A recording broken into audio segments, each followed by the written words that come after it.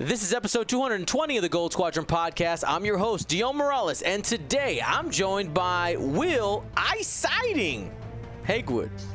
Woo woo. And Ryan, almost the Lone Star, Staniszewski. Almost only counts in horseshoes and hand grenades, though.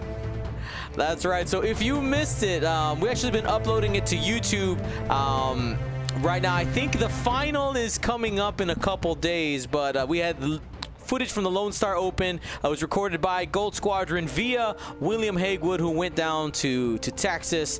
And yeah, Ryan, you got to the final table. Could you taste it? You were so close.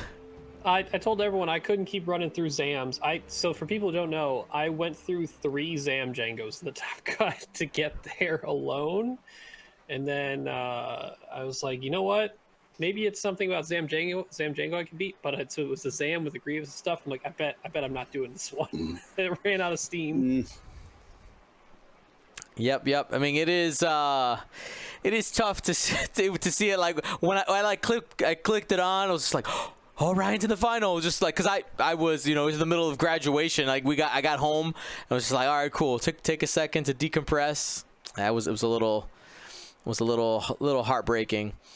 But yeah, should be good. So on today's show, we're going to be talking about Gold Squadron Paint Wars to start with.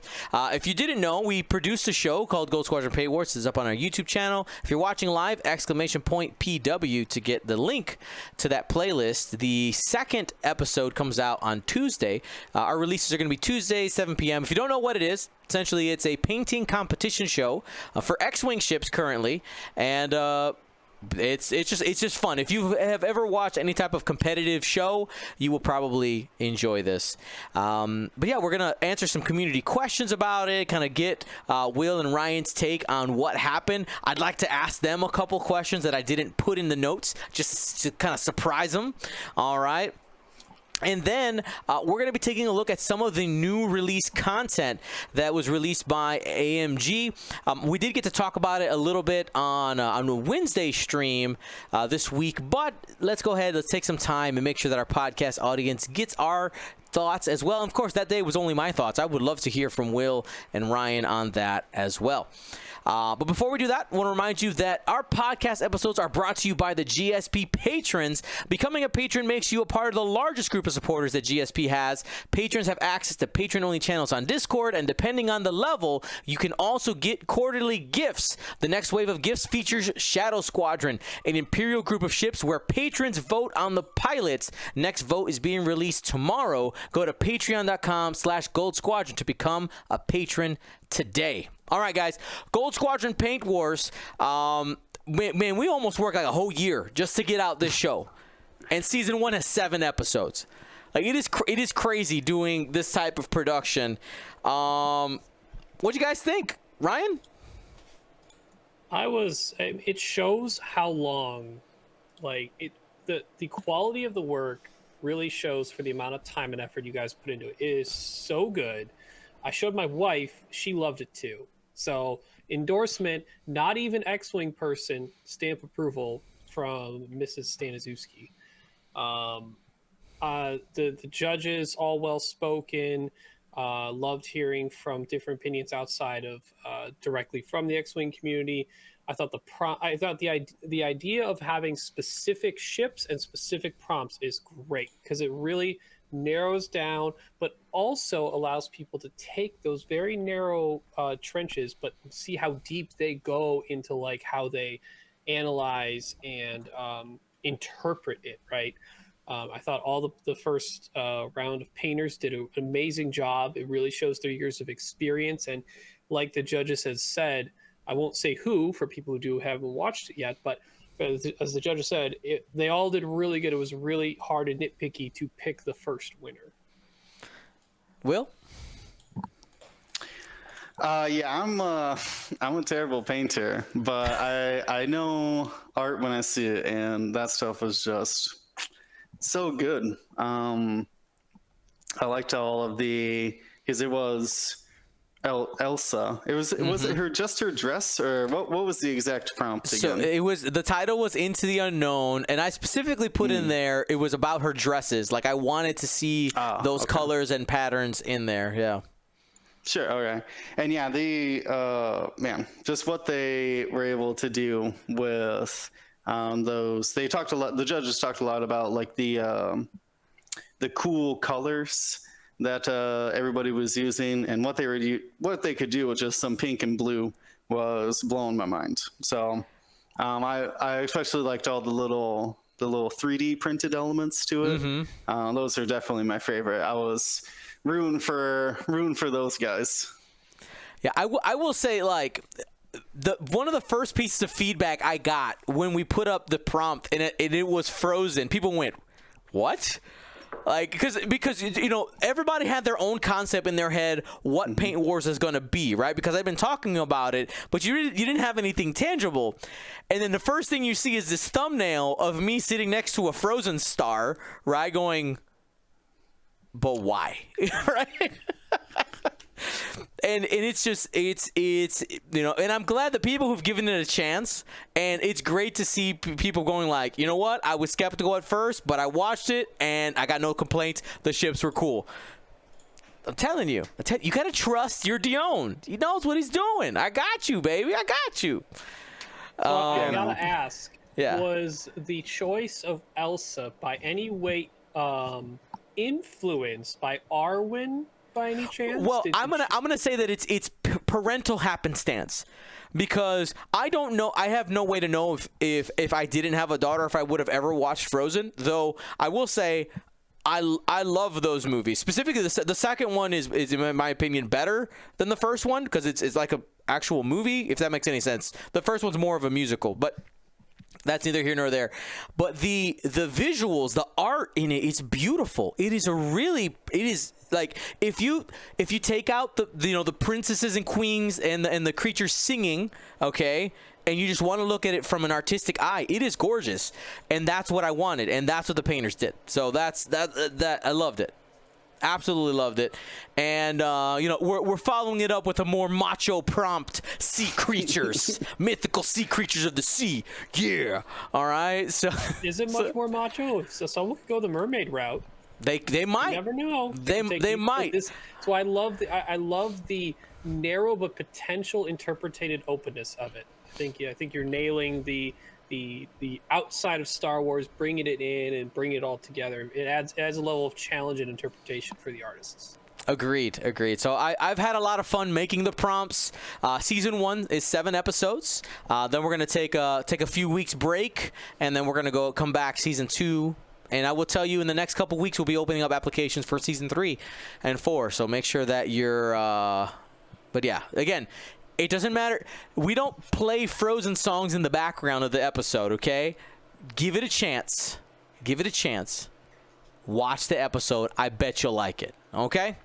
So what I want to do is I'll let you guys basically be the moderators. And if you have anything you want to add onto these questions. So basically, I went out to our patrons and said, hey, what are some questions that you have about Paint Wars that you might have? Fling them at me. And yeah. We'll do that for our first segment today. You guys can pass it back and forth. You can go ahead and start, Will. Okay. So we were just talking about Frozen, so let's start with that question. How many times have you watched Frozen, Dion? And did you feel? Did you feel when the contestants were not familiar with them? Okay, so did you? I noticed one competitor said that they had to review the material about Frozen, but could you pick out those little details where one competitor was more familiar with the Frozen than another? No, so I think all three of them did their homework, in my opinion. Like, looking at it, they all did their homework, and it didn't. So there's a lot of footage on the cutting room floor. I will tell you, like, we have about 4 hours worth of footage total to get down to this 20-minute episode. Like, It's a lot because you got to find what works visually and people actually saying it. But one of the things that ended up on the cutting room floor just because of it just didn't fit the flow is Alec Kozak specifically says, I've never seen Frozen before. But then he follows it up by saying, I'm going to go do that. So he did his homework. He did his homework. And you could see it. You could tell what it was. Yeah, I think they all did a good job. I remember him saying he didn't see it and he's going to go watch it. Yeah, that didn't get cut. That's in. Oh, that was in there? Okay, sorry. Yeah. I've seen so many cuts of all the episodes. It's just like, I was like, did that make it in? I wasn't sure. All right. All right, so speaking of the artists themselves, Dion, you probably be able to answer this one, but were the groups of 3 artists random? How were they grouped into this, or how are they grouped into episodes? Do you have a specific thing, or is it just dartboard? So a little bit of both. So in the original setting, what I did is we had something like 120 applicants on the first one, okay? And I took out 33. I pulled aside 33. I said, I've chosen these 33 people for a myriad of reasons. And I tried to do people with different skills. So I was like, okay, this person's obviously really good at detail work, but this person seems like, this was mostly done with a brush, and you can tell, but it was just done really nice. And this person did a little bit of modding and construction to their model. And it's just trying to match up 3 people that seem to have 3 different styles is what I was looking for. Now, it didn't always work out that way, but like I will tell you, in application, if you actually go to our Instagram, and you look for Ian Markin, he put in this like really cool, I'm not even sure what game it's from, but some cool figure like a knight fighting like a sea monster thing. Alec Kozak had like a modified tugboat that was like a bee. It was like a bumblebee, like next to a flower. David Meyer. Oh man, I'm forgetting what his was. I'm remembering on his desk, he's got this really cool clown miniature. That's kind of scary, but that's the thing that comes to mind. You actually see it in a couple of frames. He did a Kylo with some cool stenciling on it, which all of them use the skills that you saw in their preview in their ship, so it was cool to see that translation. All right, awesome. So let's move on to step away from the competitors for a bit and talk about the judges, Lila, Wade, and Chris. Who are they? Can you give us a summary of them, and yes, why were they picked? So first, I know that was probably the biggest piece of feedback I got was like, who are these judges? I didn't want to spend every episode explaining it. It's the reality, because the show's designed where you can drop in on any episode and watch them all. And I didn't want to do that. But there's actually going to be a judge episode. Spoilers, okay? There's a judge episode. It's actually the finale for season 2. But I know it's a long way away. Just kind of quick bullet points. Chris Kuzminoff, judged because of nepotism. That's my joke. But he's actually the guy who introduced me to X-Wing. So without Chris Kuzminoff, there is no Dion Morales in X-Wing. I'll tell you that. And he happens to be a really talented painter who is just really low-key about it.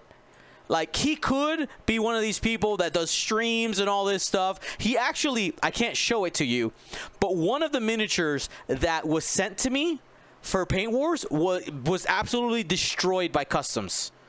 Today, I was at his house and he reconstructed it and like fixed it, and it doesn't look like it was ever broken.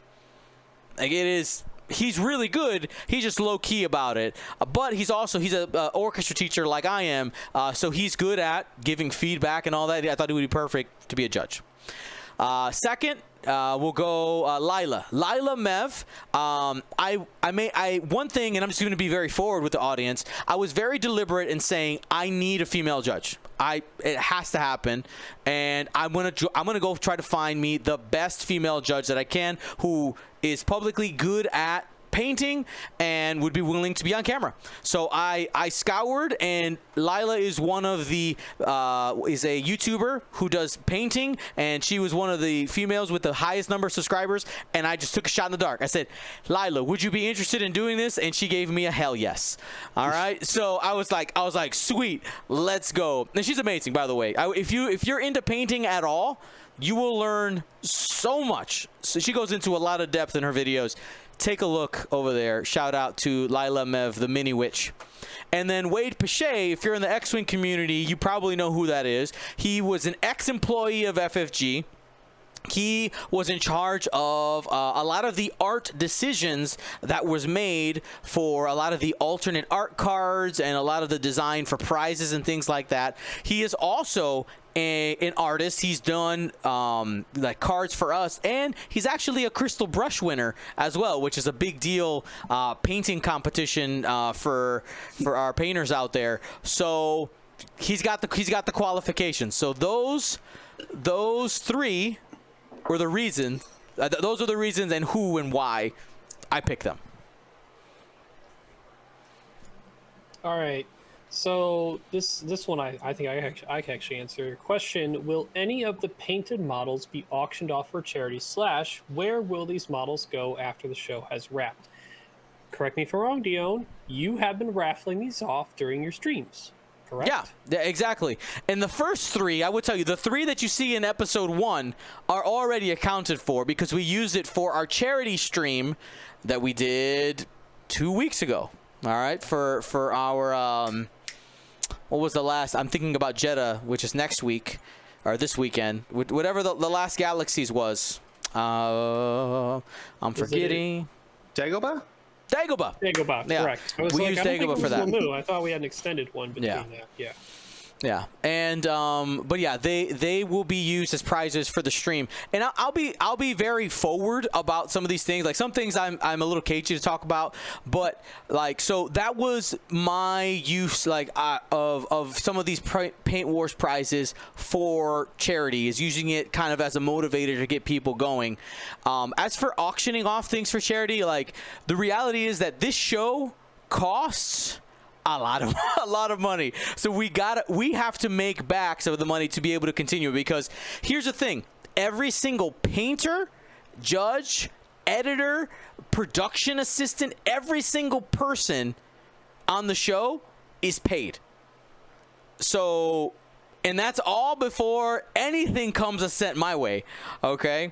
So it's one of those where we have to use it for like subs and get people motivated that way, and that's kind of the vehicle for getting some of those things. Now, will one of them show up in a charity auction at some point? I mean, I could envision something like Campaign Against Cancer, me giving one to them to be able to give away, something like that.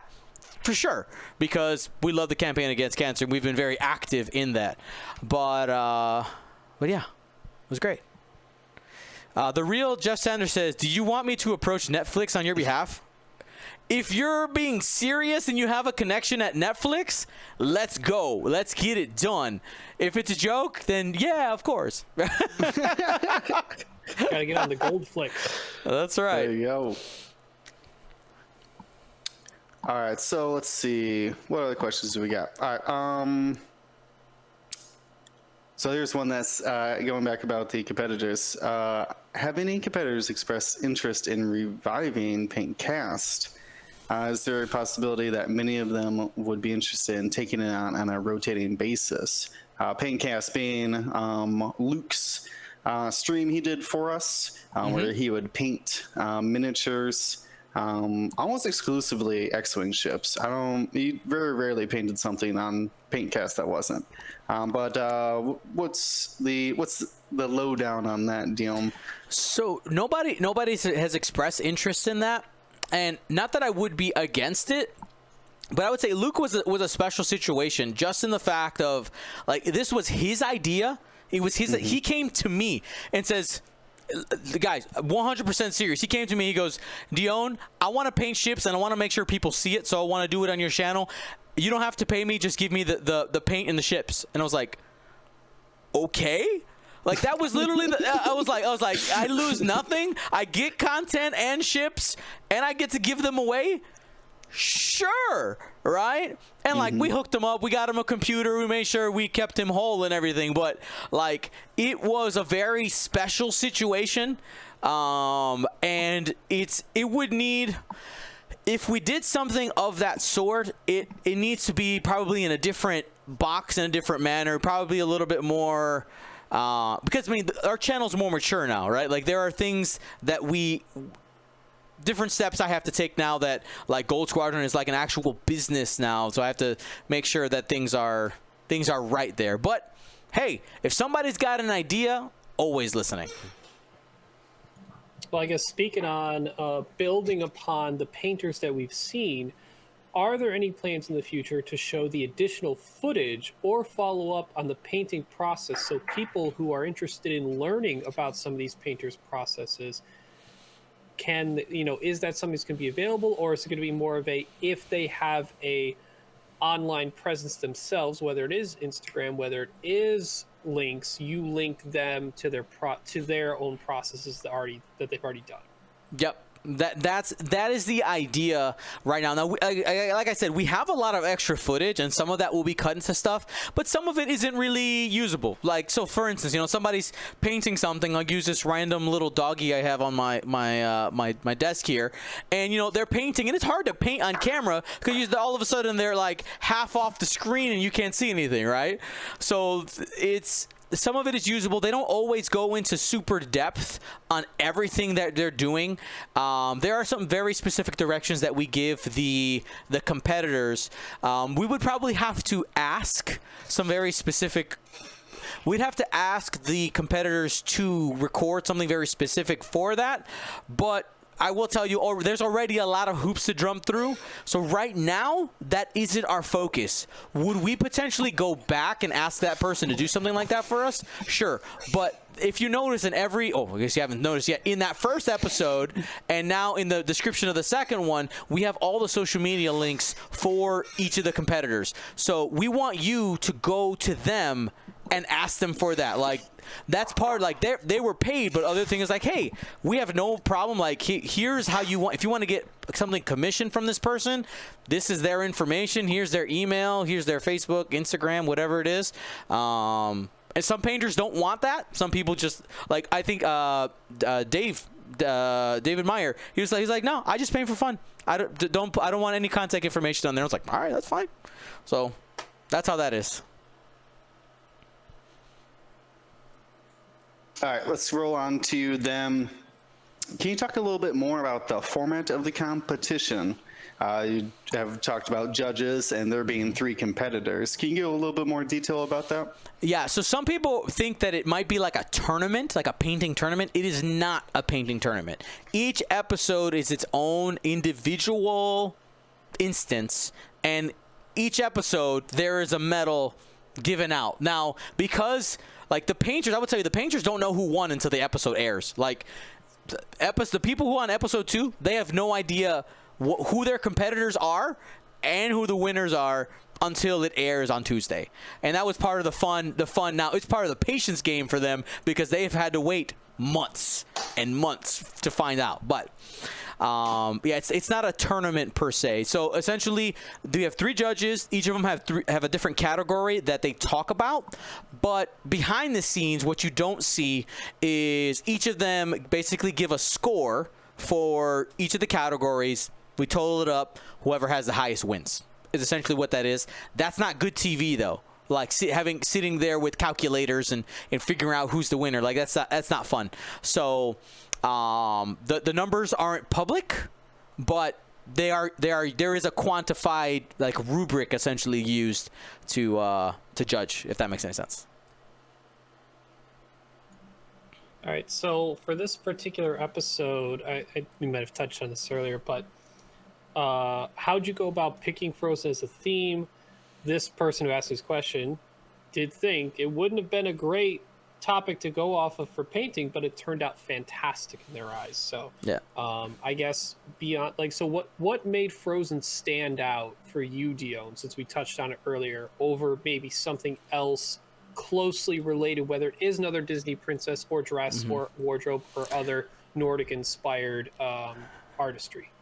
Yeah, so you will notice when the first 14 prompts unfold, you will notice that I reached very far and wide. Very far and wide. I mean, look at the first two. Into the unknown, mystical sea creatures. Right? Like, it is I tried to just get a lot of different things. Why did I pick Frozen? I mean, honestly, it was on my mind when we were doing it. I like the art style, and we're gonna go. I will tell you here, spoiler. Are you ready? A spoiler for season 3? Somebody, I guarantee you that one of the prompts is gonna be Raya and the Last Dragon. The art style in Raya is gorgeous. It's beautiful. Painter, season 3 painter, be ready. Whoever you mysteriously are, Raya and the Last Dragon is going to be a prompt. It's just it's done. There's your spoiler for season 3. All right. Speaking of seasons, I think you actually answered this earlier, if I was listening right. But how many episodes are you expecting to run for seasons? At least one here that we have coming out. Yeah, seven episodes is what's feeling good right now. 7, then about a month off, and then we'll hit it again. One of the things that we're just realizing is that we need more time. Like, everything has taken more time than what we thought in pre-production, so we wouldn't want to just, like, for instance, I know there's definitely the people who would like, can you just drop all the episodes at once? I would prefer so I can just binge them all in a row. I get it. As somebody who's like, I wish that the entire Mandalorian would have been dropped at the same time so I could watch it all at once.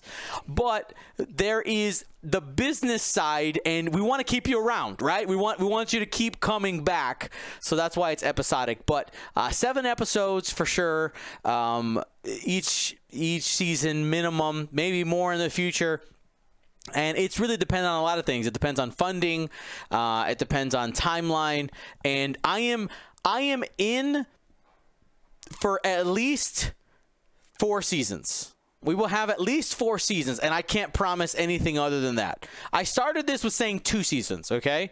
So 4 seasons total of, that would be, what is that, 7 times 4, 28. 28 episodes minimum of Paint Wars to be coming your way, assuming that season 3 and 4 go as smooth, or hopefully smoother than the first 2. All right, so we got our final one here, unless obviously you may have extra ones for us after we talked about. But this might be rhetorical, but has filming been problematic for non-U.S. competitors due to the pandemic, and also because of international shipping, which I believe that last part might be the biggest enemy of all Gold Squadron in general, international shipping. Oh, man. If it wasn't for international shipping, this show would likely have come out 4 months ago. Probably. But I will tell you, I still am missing a ship. For season, it's a season 2 ship, but there's still one I don't have, and that's because it got marked as, here's a little behind the scenes story. If you don't listen to this podcast, you'll never get this anywhere else because it won't appear on the show. This ship got marked by the United States Customs as narcotics. Okay? And sent back to the country where the painter was, and they had to go and open it in front of their local customs to show it is just a ship. Okay? So that's fun. So we're waiting. Plastic crack, as everyone likes to call it sometimes. Yes. I do have a question that was really good that I didn't have the answer to from our Twitch chat. Bretness asking the question, can we get galleries for ships after the episode airs? Where can people find these photos of the ships?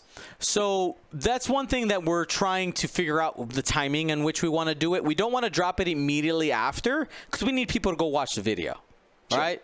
It's like we don't want to put up a banner like winner or anything like that. The whole point is that we want people to watch the content. So I would expect to see a post of the season 1 ships probably when episode 3 airs. Like I would kind of we'll keep it like a 2 episode delay there. So that would be that. Would the gallery drop be on the Gold Squadron Instagram or Facebook or both? It would be on Instagram. It would be on Instagram. I mean, it's the easiest platform for pictures specifically. So would be going there. It's something that we're trying to build up. So you'll be able to see them over on Instagram. And that is that we're not even done with our previews. There's still some other things that need to be previewed. But yeah, that's Paint Wars. Those are some great questions. I know those are that I just like copy pasted a bunch of them from our patrons. Thank you guys so much. But yeah. It was a lot of fun putting it together. A lot of work. I will tell you more than I can even. How many people are involved in production of an episode? So you have that's a question then in the chat. So you have so let's talk about different roles. If you look at the credits, you will see the 3 painters. Of course, you got 3 painters. You got 3 judges. Okay, so we're at 6. And that's their job. Now, here's the thing: those 3 painters are also camera people for themselves, right? So they're doing really double duty. How that works? So you got 6 there. You have myself, which I am the director, writer, inspiration, decision maker. I got a lot of titles in that. You got Nick Sperry doing a majority of the editing. Well, he is the editor, and then I basically tell him what to do, and he fixes small things that I want fixed.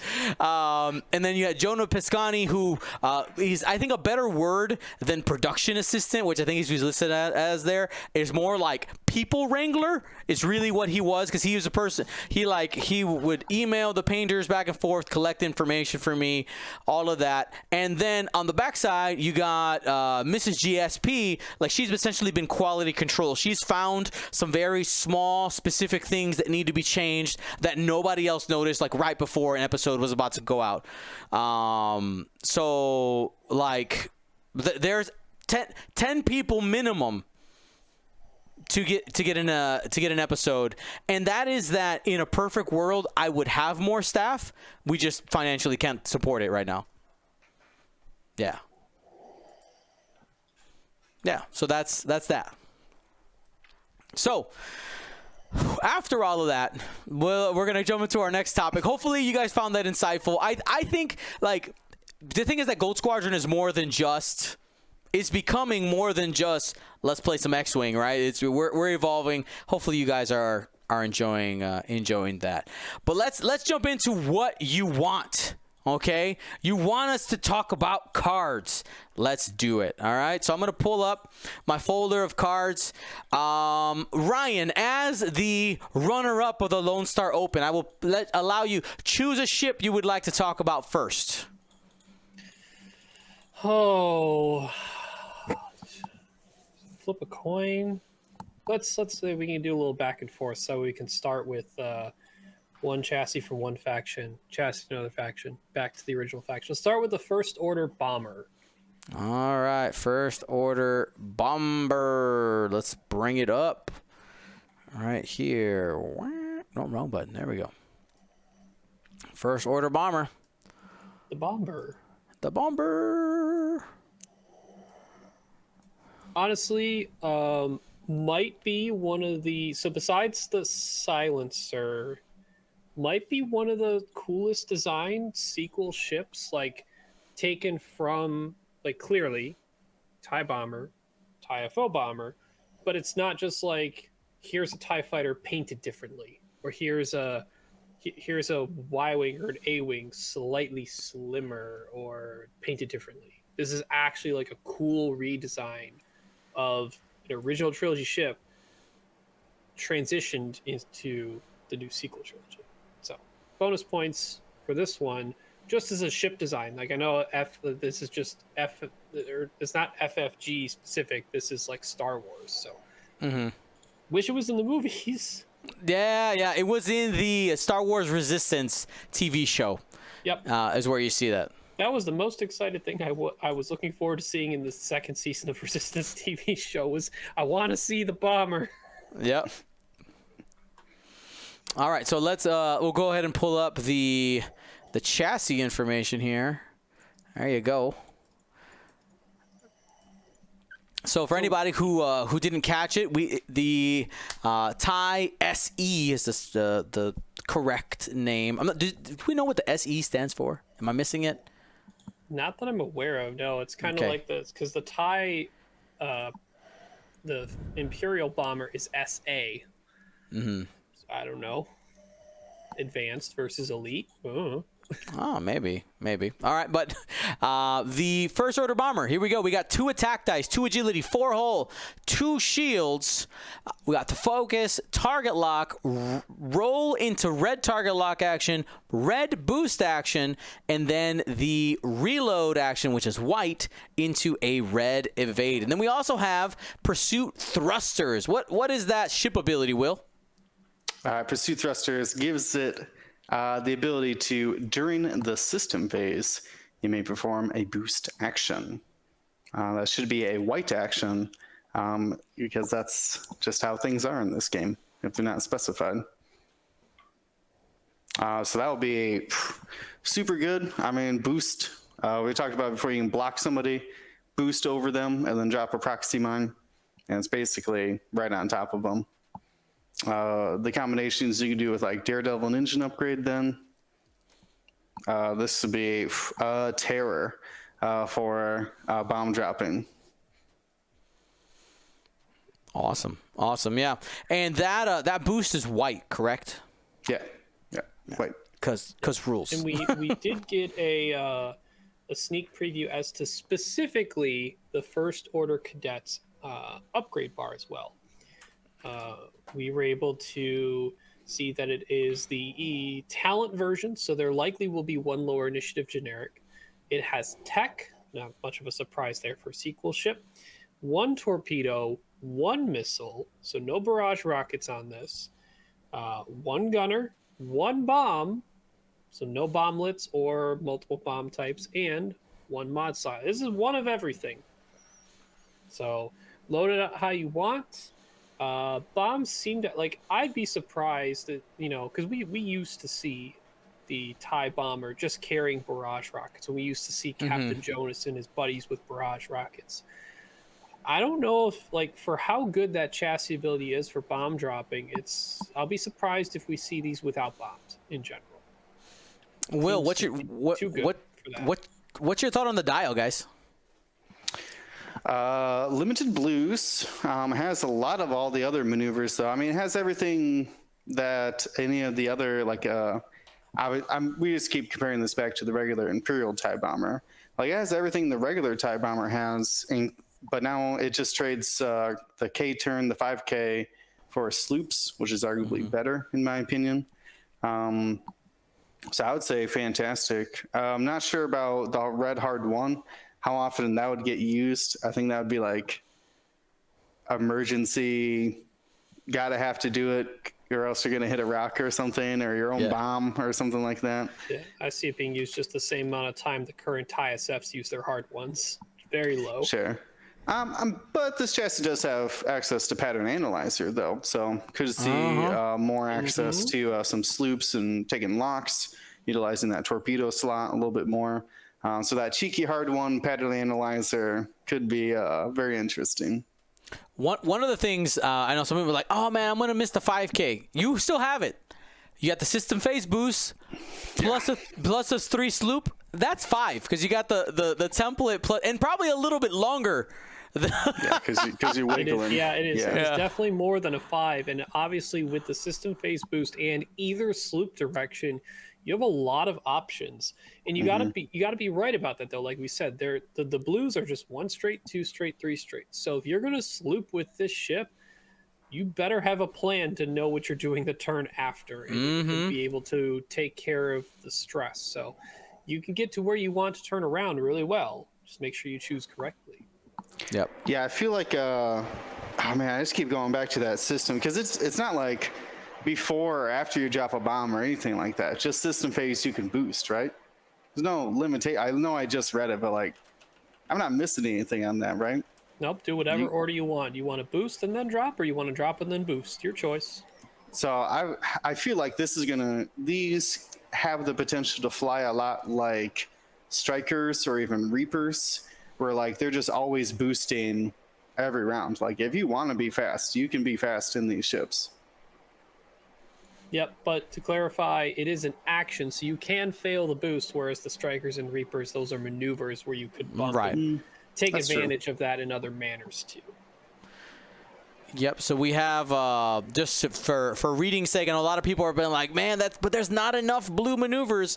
Yeah, you got the 1, 2, and 3 straight, but I mean the Imperial bomber doesn't have any turns that are blue either. And basically, this dial to me, I compare it more directly to the Y-wing, as I feel like they were kind of trying to be in that fairness, at least with the dial itself. I think the action bar is better, and with the sloops, but that's a whole nother thing. That text slot, and we talked about it before, pattern analyzer can be a big deal. Granted, it's a 5-point upgrade to use, but if you could sloop and still target lock to shoot a munition, it's a big deal. Is this the first order gunner slot we've seen? No, the SFs obviously have a gunner. Yeah. That's right.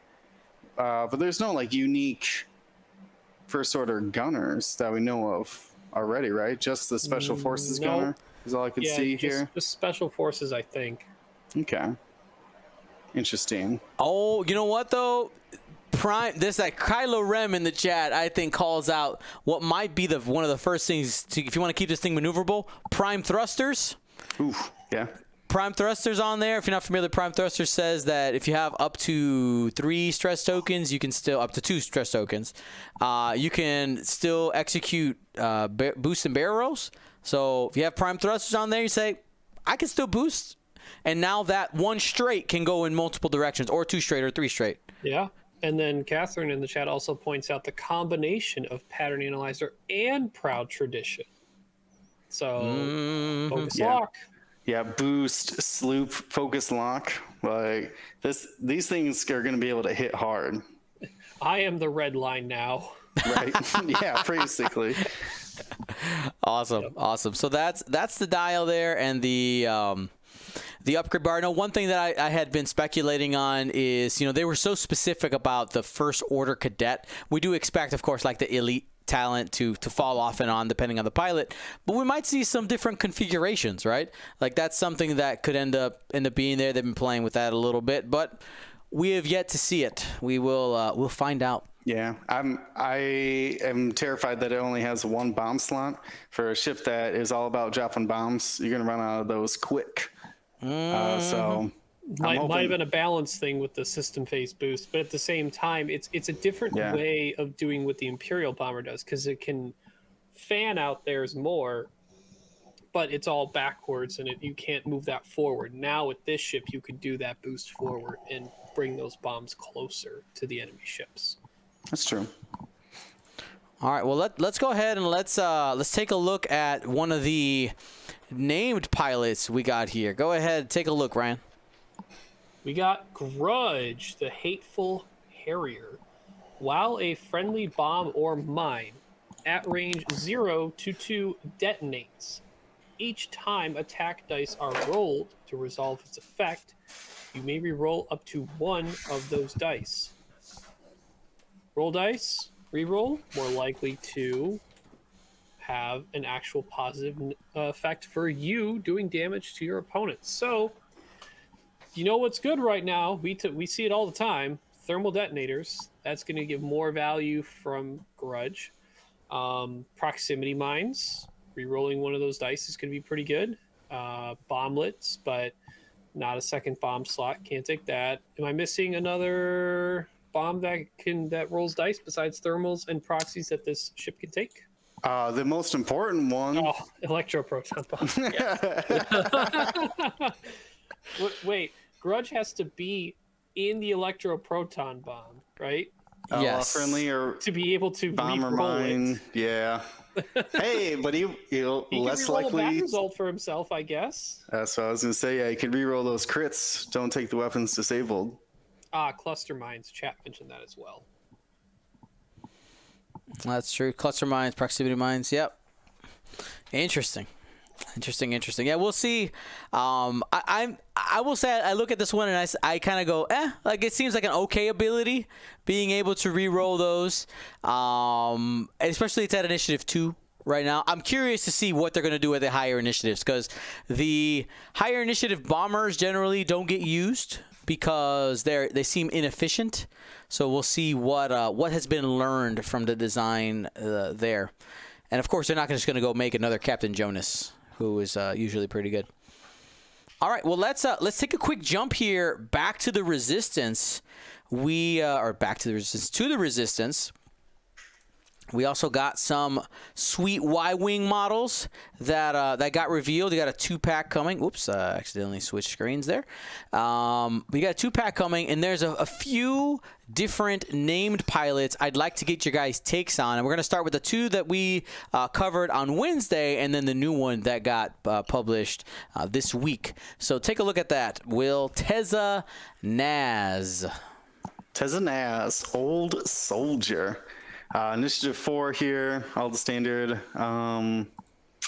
actions there, and stats for the Y-Wing, or these Y-Wings, to be particular.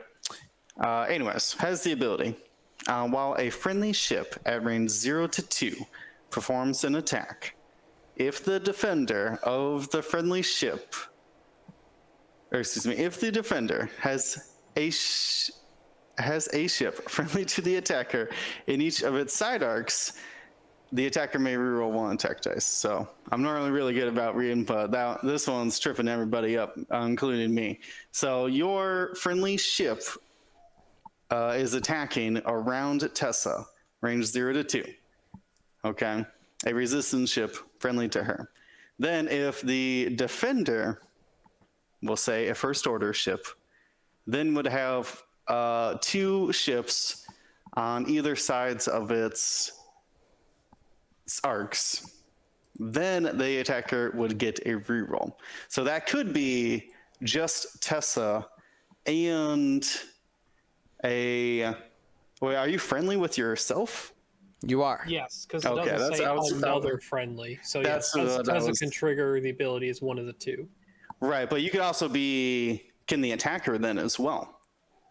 Does it work with just Tezza and the attacking friendly? Or another attacking friendly?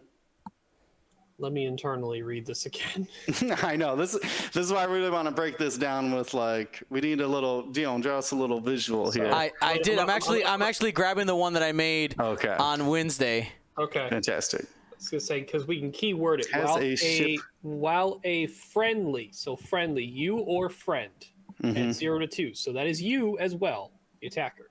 Or you as in Tezza. In this sentence. Performs an attack. If the defender has a ship friendly to the attacker, so friend of Tezza, or friend, basically your squad, in each of its side arcs, attacker may reroll 1 attack dice. So Tezza just requires the friend to be at 0 to 2 to get the reroll. And then just the attacker, or the defender of that friend that's getting the reroll, has 2 of your friendly ships in the side arc, whether it is Tezza or 2 other ships combined, or Tezza and ship, you get a reroll. So you're wondering if the other person besides Tezza is attacking, do they get the reroll because it's Tezza and the other and themselves, right? Mm-hmm. So it sounds like, yes, I think I can follow Catherine's logic there that it can just be Tezza and the attacker being those 2 ships on left and right of the ship. If the defender has a ship friendly to the attacker in each of its sides. So it doesn't say other friendly, it's just friendly.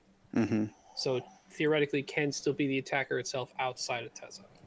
Yeah, that's so strangely written. But like if you break it down, like you almost have to go word for word with it. But that makes sense. I mean, we've seen a lot of Lazen. What's her name? The pilot? Oh, Leighton Dry. No. The Brute, the Brute. right? Yeah. Oh, Leighton. yeah. The Brute. Leighton. That's what it is. Leighton's, when it first came out, people were trying it, and it wasn't that hard to be in people's side arcs. Yeah. I like this drawing here, Dion. So you got Teza. What's the R stand for? Friendly? I don't remember what the R was for, but it was a friendly ship, Okay. friendly to here. What I was pointing out is the friendly ship doesn't need to be 0 to 2 of the enemy. Like they can end up being at range 3, as long as Teza is in that range 0 to 2 to the enemy. 0 to 2 That of is correct Teza. as well, yeah. Yeah, like there's a couple of different situations. You can do it with just 2 ships. It is possible with 2 ships. I had also drawn. I was looking for it. I couldn't quite find this. A long video, but I had also drawn a situation where it could be 3 ships.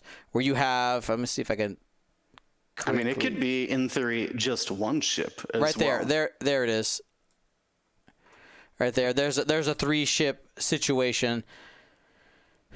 Boom. Oh, R is for resistance. That's what Resistance. R is for. Yeah. So enemy here in the side arc. Teza is at range 0 to 2. Behind here. Mm-hmm. Yeah. In this situation. So would it work? Let's go back to the card now and see what. Would it work with just a single large base ship? So if they were so close to the single large base ship was in both arcs. Yeah. Does the wording require the friendly ships to be 2 different ships? No. Just as if the defender has a friendly ship to the attacker in each of its side arcs. So as long as there's a friendly ship, it's only requiring each of its own side arcs. So if you're somehow that close, you can be forced to bump on a big ship that's yours. Yes, 1 ship could do it, I think.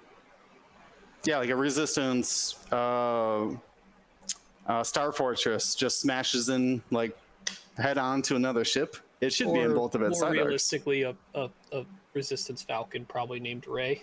Yeah, maybe Ray coming in real close to you. Yeah, she ended up being the one that bumped into the enemy ship, right? Oh, okay, sure. And someone's causing block, but now the entire ship, both arcs, and you're like, all right. Yeah, the whole rest of the list, as long as the range 2 of Teza now gets rerolls.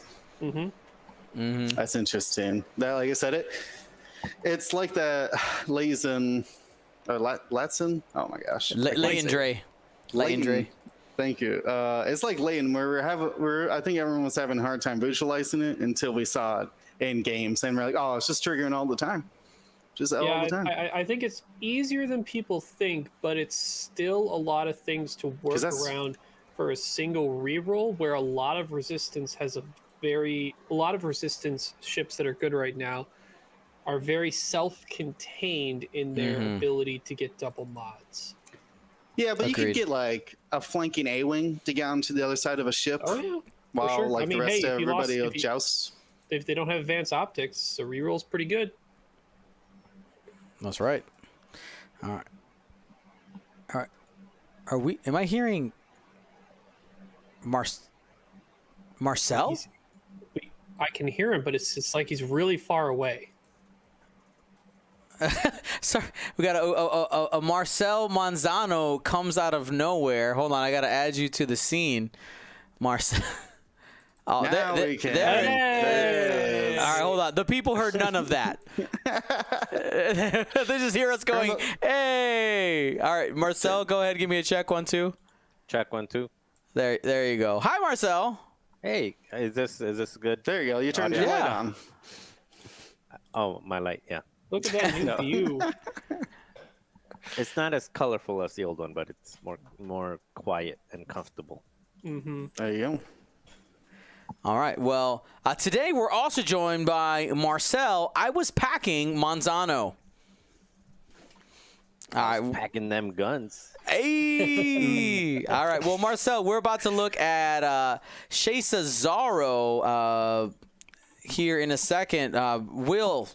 Ryan, go ahead, break that down. The artistic ace. After you defend, you may choose a friendly ship in your rear half, at range 0 to 2, and one of your green tokens. If you do, that ship gains a matching token. I3, a lot of other good stuff in Resistance at I3, specifically Jess and Rose. This ship very much is sort of the lead, the point of a list sort of formation or close or loose formation style movement. Correct me if I'm wrong, but even if you have a friendly ship that is in the back arc but is still partially in the front, it's kind of like the reinforced rules where it needs to be completely in the back half, correct? Nope. Flanking is 100% fine in this situation. You just happen to be in. You just have to be in the back arc, which means you could be almost like next to them, or you could be in theory then right next to the ship and still be in its rear half. Okay, I just wanted to make sure, 'cause I know other things that's like huge, by the way. That's a huge amount of space that this covers. Because I know Graz the Hunter and stuff and abilities like Rack have mentioned specifically the half and requiring one half or the other. Let me read. Although Rack's ability. Graz's example, while you defend, if you are behind the attacker, Right. it's all saying specifically behind. So which I don't think is flanking. Yeah, like you can't be behind a ship if you're also in the front. So that would be the whole thing. But Rack does say if the defender's in your front or back half, matching a reinforced token. So like, while Rear Admiral's reinforced token won't work, his ability still would if they're flanking. Okay, just wanted to clarify that. So Shaz is even better in that regard as well. It's pretty hard to disallow that. So it should have no issue in most cases to get that whole back half. And that matching token, I mean, focus, calculate, as we see a lot of these, the base ship chassis ability will feature calculate. Some people have theorized throwing angle deflectors on this ship. It's always a give and take whether or not that's going to be worth it. I think the calculate or the focus should be sufficient in most cases on this ship. Obviously, as we always know, points dependent if that angle deflectors, maybe if Sasha's cheap enough, provide some reinforce around your list. I mean, you could holdo and sling calculates to Shaza and then throw them back as well for some real make the rebels focus volleyball style of list. And there is an eventual astromech upgrade specific to resistance that can help sling some calculates as well. So I think Sasha could definitely have a really good place in resistance lists that already feature predominant other I3 pieces like Jess and Rose, or just any of those efficient chassis that wouldn't mind a little bit of extra tokens lying around. Nimi would really like Sasha as well, making sure that, you know, if you had to spend a focus defensively or it got taken away from you from FTC or jamming, Sasha can just, hey, would you like a calc or a focus? I'll pass it back your way. Well, let's go ahead. Let's take a second, and I know we didn't quite break down the chassis, but we have 2 attack die, 1 agility, 4 hull, 3 shield, focus action, and then we have red lock, red barrel roll, and red boost. Also, the ship does have a ship ability as well, intuitive interface. What does that say there, Marcel? So that's after you perform an action, added to your action bar by a pilot talent, a illicit, or a mod upgrade, you may perform a calculate action, and looks like a white calculate action.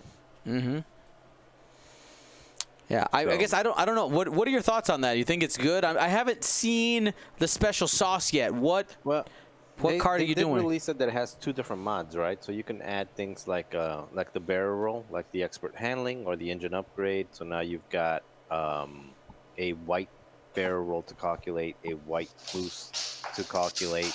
You can add targeting computer, so that means you can target lock, white target lock to calculate. So there's there's a whole lot of things you can do without being stressed.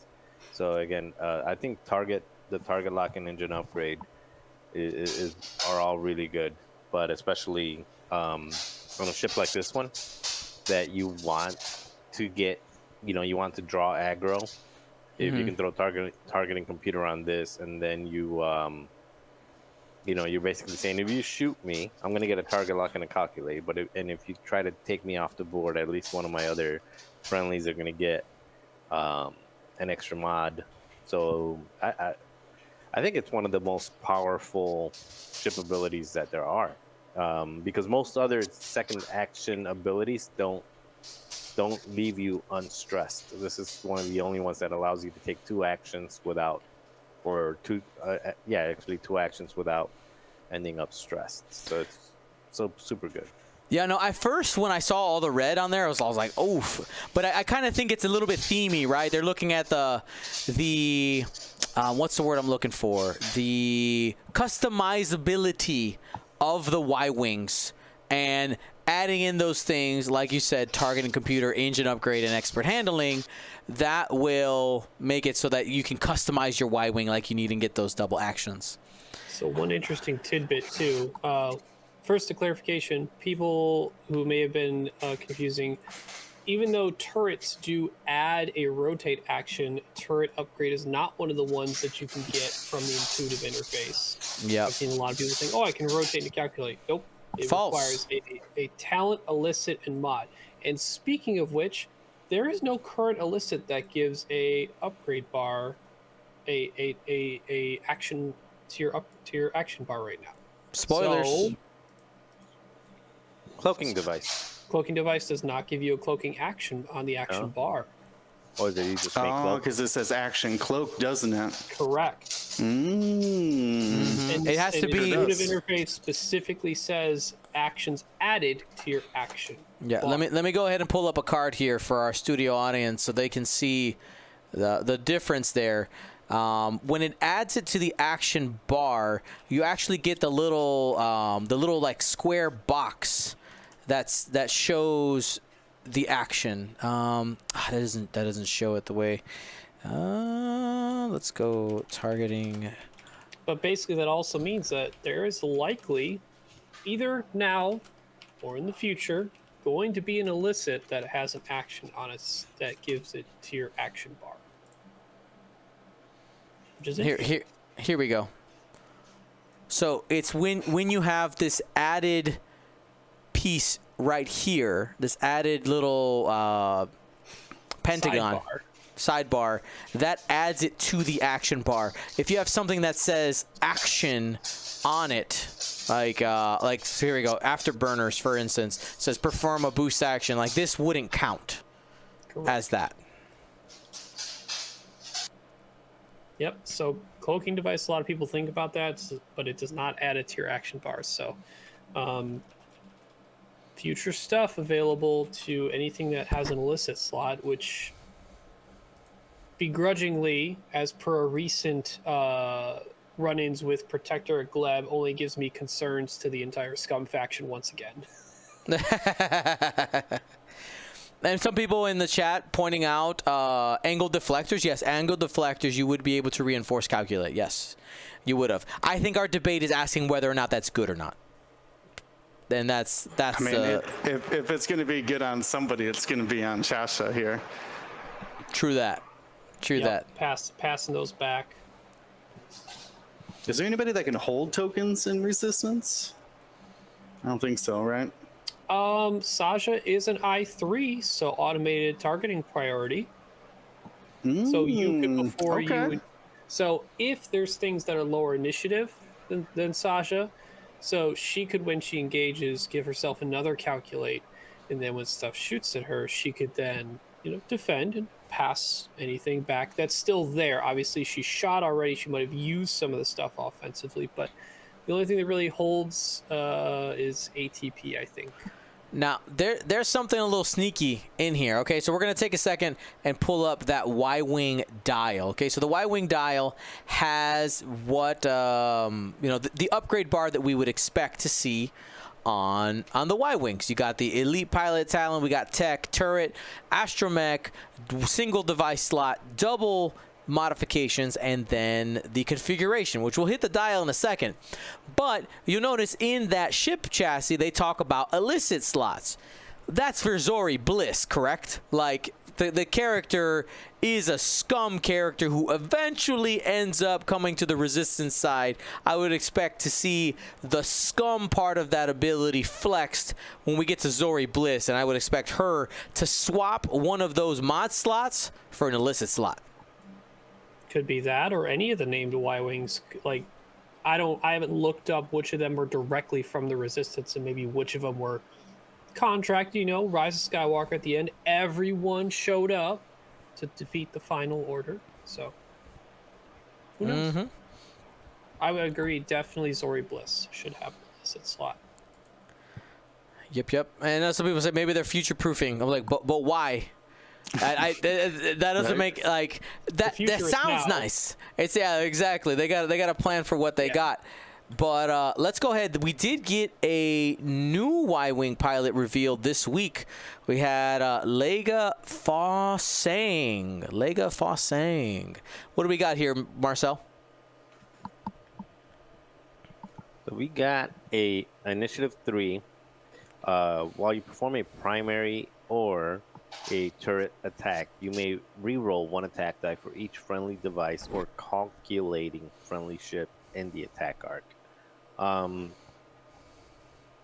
It's pretty good. It's not quite broadside, but it's still pretty good. I mean, the re-rolls are nice.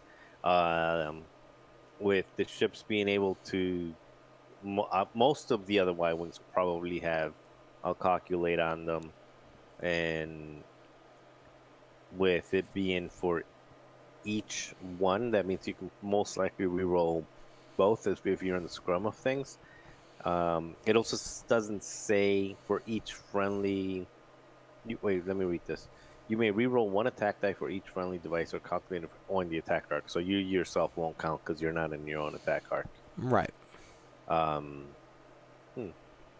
Now, this will be good. I think it'll be, in general, be okay, but it'll be okay in the not quite broadside level of okay. It'll just be if it costs okay and you're spamming a couple other Y-Wings, it'll make sense. If you're not flying other calculating ships, I don't think you're gonna have a lot of devices floating around. Without popping. I mean, Goji is Republic, right? Yep. So, I mean, I would say one of the most popular ships right now flies around with a calculate for resistance. Rose Tico. Yeah, Rose Tico. She always has a calculate. Also has a calculate. Can wait for Lega to attack first, and then you shoot Rose. Are they basically just giving each other rerolls? Pretty much. Yeah. Yep. I mean, you get a reroll. I get a reroll. Hey. I mean, they're just like, Jess is like, I would like a reroll too. It turns out, like, between Sasha and Lega, they're leaning into the I3 efficiency between Jess and Rose as well. On top of Rose and this, yeah, that makes sense. Yeah, I hadn't thought about Rose with C3PO, but yeah, you're completely right. Hey, Ryan, congratulations. I don't know. That's your faction, your toys. Oh yeah, I'm excited to have playable Y-Wings. Maybe. Honestly, we kind of talked about it a little bit ago. I know, Will, you like Dutch. For me, but I like Dutch giving out target locks. I'll get those from tracer missiles on error, so I don't know. But broadside's cool, but this chassis ability is the best Y-Wing chassis ability. Now, granted, you can only compare it to the Republic one because the Rebel one doesn't have a chassis ability, but this is a really good chassis ability. but it's a weird dynamic of requiring the ship itself has a lower hit point value than any of the other Y-Wings to start. So it is potentially cheaper in that regard, but it has the best chassis ability for its actual efficiency in attacking or just having more access to tokens. But you do have to invest in that to get that ability to be turned on by spending the points for expert handling, engine upgrade, targeting computer, or an unknown illicit. Well, let's go ahead and let's go and let's add some more health on that Y-Wing by taking a look at the wartime loadout. Adds 2 shields, as a white target lock action, and a white reload action. Okay, these matter because it does end up triggering with that. It's a. Keep right? reading wartime loadout. Yeah, don't stop. Oh, it changes. I forgot it changes the ship ability. Lies of the Jedi. Well, anyway, you get a white target lock and a white reload. Gain 1 torpedo and 1 missile slot. Replace your ship ability with the following. Sad F's in the chat. Devastating barrage. While you perform a torpedo or missile attack, if the defender is in your bullseye, your crit results cannot be canceled by evade results. I'm the auto blaster now. And by the way, this is standardized, which means all your Y-Wings must have it on. Let's get hot takes real quick. Is this... Are you taking this initially? I know we don't know the points, but what does your heart say? Will? I mean, I would have had to be planning to bring a torpedo or missile already. Marcel?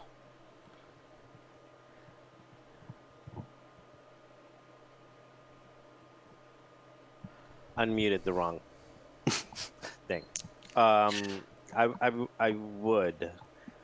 would in certain situations. If I was carrying a Y-Wing, for example, just as by itself and not standardized across the board, then yes, because now you've got 9 hull. And if you got something just like, let's say you're just carrying a threat tracer carrier, now that threat tracer becomes an automatic in the bullseye. I think that would, or automatic if you get a critical in the bullseye. So maybe situationally, I like the extra hull. I mean the extra shields. 9 is better than 7. So maybe. Ryan? Yeah, I think the base chat on face value, and obviously not even knowing the points cost of anything yet, I like the base chassis ability of the intuitive interface much more than the devastating barrage. It is powerful to have uncancelable results for sure, but it requires your Y-Wing to get bullseye where you don't have any action that allows you to do a reposition plus gain a token of some type. You do become the healthiest Y-Wings out there with 9 health, but you may be fighting in a war, but we're not taking the wartime loadout, I think. That's right. That's right. I'm in that same boat. I think you see that missile behind that Y-Wing? I think that's what you're going to end up happening if you bring this, spending the points on this plus the missiles. I mean, maybe it's free. I doubt it, but I don't think it's good. Not free for 2 shields. That you got sure, a serious argument there now. Listen. I'm just it have to be. Yeah, I don't know. I'm just not. I'm not feeling it. I'm not feeling it. I like that token better, but I wanted to make sure that we brought that up. Let's see. Did we take a look? We took a look at that. There you go. Oh, I wanted to also take a look at the new upgrades that they showed us. This one we did talk about on Wednesday. We got the Watchful Astromech. There's the Watchful Astromech. What do we got there, Will? Watchful Astromech, as a note, not restricted at all, just Astromech here. While you perform a reload or rotate action, if you are in an enemy's firing arc, you may perform a red calculate action. So all of the original Y-Wing does not have a reload as a note. You had to have the wartime to get reload. Had to equip the turret if you're bringing the rotate action. Then there's not very many other ships other than Y-Wings that can take this. T-70s with underslung, I guess. Dengar, punishing one. Dengar does have a red rotate action, so I don't know if you. Oh no, you're right. The rotate is red. Never mind. Don't do that. Never mind. Don't do that. It's white, right? Because it links to other stuff that's red. Is it rotate No, it's red into. Oh, it's focus. It's token into red. Yeah. There it is. Yeah, very funny. Never mind. I think the only other one is a Chemo Gila with who has an astromech and a reload.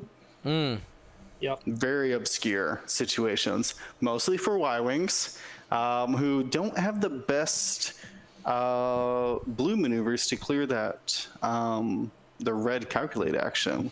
I mean, would you still put it on a ship even though the Republic Y-Wing only has 1 and 2 straight blues? Broadside if he needs to turn that turret. Yeah, I do like it on broadside. Actually, that's not the worst thing I've ever heard on him. And people like broadside, by the way, is the Republic Y-Wing. When firing, you can add a focus result. So essentially, what you're doing is you're adding a hit. So with your turret out your side. Right, out the sides. I think you turn a blank to an eyeball, but semantics at that point. Yeah. So yeah, I think this could be very interesting. If this is very specific to your loadout though too. What was it? It wasn't Shaza, was it? Yeah, Shaza. Shaza's gonna like it because it gets you a green token. Maybe broadside. I'm not sure who else would like this. Horton? Other than like Horton and Rebels might not be bad. I mean, Horton's got rerolls, so if you always make sure he has a token. Matchstick would be along the same lines then too. A red token on him would give him a reroll and a calculate for rotating. Yeah, that's a really good call that's too. true. Yeah, allow you to rotate and just get a red token. Says I got a reroll and I got a calculate now. Okay. We just don't normally see these guys reload, but it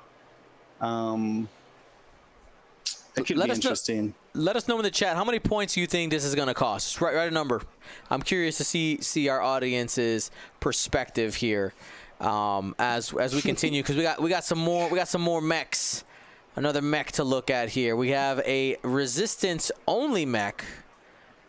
All right, let's go ahead.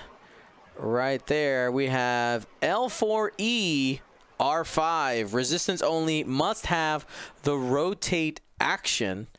It says, at the start of the engagement phase, you may transfer one calculate token to a friendly ship in your firing arc. And it gives you the white rotate into white calculate. All right, Jill, this ready is for unique. The combo? You ready This for the is combo? unique. Give me the combo wombo, baby. All right, so we talked about 2 named Y-Wings before that love passing around tokens and one that needs them in the firing arc. So you have Lega equipped with L4E-R5. Take the calculate action or whatever combination, lock calc, rotate calc, whatever you want to do, right? You got a calc. Start of engagement. You toss that token over to Saja, right? Because Saja's going to get another token now. And then that token's going to come right back after she defends. Because it's be matching token, but she'll have another one. Assuming she gets shot. True, if they shoot Saja. So your opponent definitely does have some agency to not shoot Saja. But that is a out of the box combination, all new cards. Have fun. All right, so there's a little bit of debate in the chat right now. Nobody's gonna say all those letters for this droid if it gets popular. They will call it either L4 or we come up with some ridiculous name. I see the word layers. I see lore. Layer. Layers. Yeah, layers. Layer. Yeah. So we just call them Photoshop, right? We just That's great. Is that All a right. stretch? No, you know Is what? that a reach? It's I would stick with layers because with layers you stack them. You stacking them calculates on a friend. That's right. I like layers for sure. I just had to throw, like somebody mentioned it in the chat. I had to deliver that one. All right, one more card I want to take a look at here. That's going to be in that Y-wing pack, and that is the, look at that art. That art looks familiar. Overtuned modulators. What does this do, Will? All right, I'm very excited about this. Overtuned modulators. It has a single charge, and says it is an illicit slot as well. During this system phase, if you are not stressed, you may you may spend one charge to gain 3 calculate tokens. Spend the charge, get 3 tokens in the system phase. Then, during the in phase, if your charge is inactive, for each green token you remove, gain 1 strain token. There's a lot to unpack on this one. First off, maybe. What? I think there's a lot to unpack. So first off, I think so too. I got roasted for this so bad. I think that it's terrible. yeah, the main thing to take away is that there's no restrictions, just illicit. But as a note, it will check the in phase every single round. And if you have a focus token, the other 4 green tokens that aren't spent, especially reinforced, that's very hard to spend, you will always get your strain token. So it will be, so if you're thinking like, oh yeah, you just pop the 3 calculates right before the first engagement, let's roll, you're gonna have to deal with that negative consequence for every single round. But on the flip side though, you can just be taking target locks. Just don't take any green tokens. This is I like true. how in most cases me and Marcel are on the complete opposite ends of the spectrum. So Marcel, if I'm correct, I heard you said you don't like this card at all. Well, no, I don't like it depending on the point cost, because at 1.2 points, I think it could be really good because it could be a lifesaver. If you're jumping into I'm gonna get shot 4 or 5 times this turn, or if you're jumping in and saying like, this is my alpha strike, I need to get something off the board. I need to, system phase, get a bunch of stuff, target lock, kind of throw everything out, or just keep it in the back pocket till the last 2 or 3 turns. Those scenarios are all really good.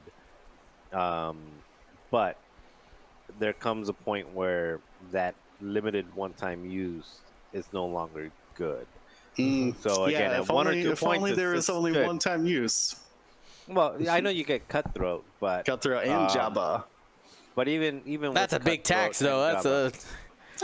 That is a big tax. And, Yeah. Cutthroat is not a tax at all, sir. I'm sorry. I'm talking about Java. I was making a Java reference. He's a big boy.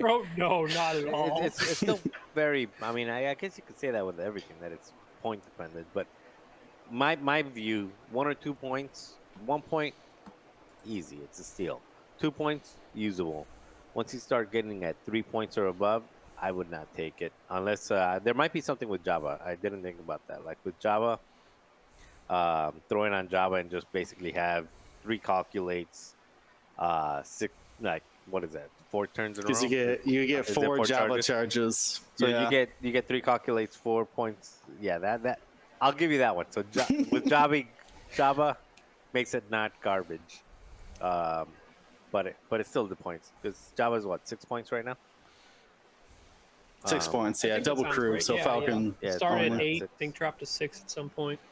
Yeah, I was thinking cutthroat, because cutthroat there's like a lot of things that have to happen, but with Java, yeah, that's actually pretty nasty. So I'll eat crow on that one. I'll accept the roasting that I got. Well, no, you said like depending on the points cost, obviously it always matters, and I think at those 1 or 2 points, it's definitely going to be a competitive piece. And I think a lot of times it's going to be more so important. It's kind of like contraband cybernetics, where you're going to use it on the turns for the turnaround. because it in the system phase only checks to see if you're stressed. So if you want to do those K turns, those talons, those sloops, any red maneuver, you're getting 3 calculates. And also, so the downside obviously looks pretty bad and has the case where a lot of times you may have turns where you have a green token left over that you never got a chance to use because you never rolled a focus or you never had to use the evade because they did end up turning at that ship. But most of the time that is normally 1 token, and 1 strain can be mitigated by a blue maneuver.